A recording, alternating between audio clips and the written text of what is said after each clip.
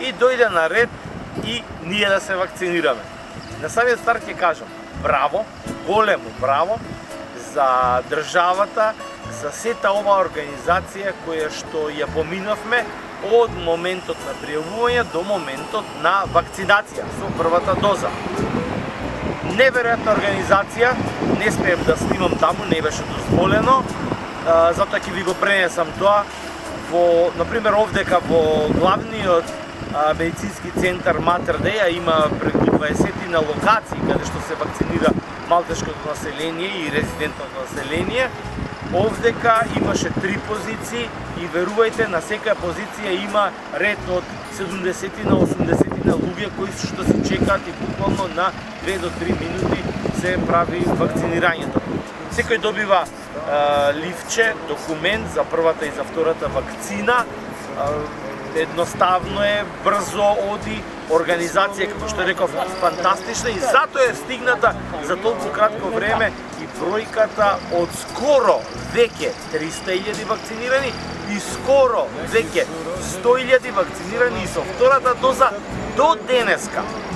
Малта веќе има еден план, проекција дека целото население од околу 470.000 жители кои гравитира на островот би требало да го заврши за вакцинирање најдоцна до средината на август. И предпоставувам и затоа веќе се отворија оние можности за новите дестинации на авионските линии кои што беа затворени.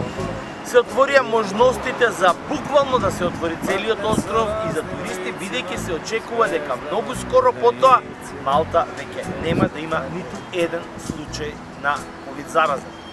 Она што е важно дека и до сега и во овие моменти се контролира буквално заразеноста, многу малце починати, тие што се починати се 90, 97, 95 години со коморбидити и така натаму кои нема случаи на млади починати, нема случаи на шокантно изненадувачки смртни случаи. Важно е нормално што и единствен може да се случи во текот на денот.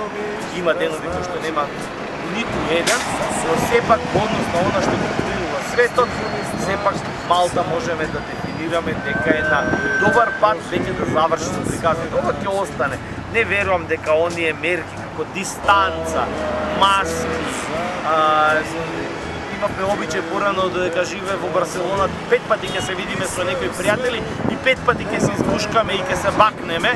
Такви се правилата во некои земји, такви беа правилата. Дека тоа ќе исчезне. Маските сигурно уште 5-6 години ќе останат, бидејќи лета јавуваат нови соеви.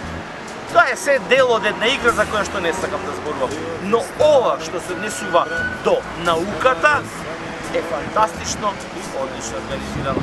И затоа само ќе препорачам на крај.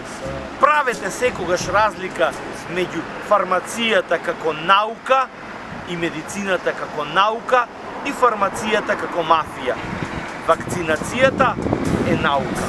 И секако дека тоа е единственото решение да се надминат овие сите кризни моменти. Па на крајот од краиштата, 4 пати досега во животот се имам вакцинирано против обичен грип. Имам поминато сите вакцини како дете, а да не зборувам за оние што биле во војска, во една ние, например, што ги поминавме и тие вакцинации.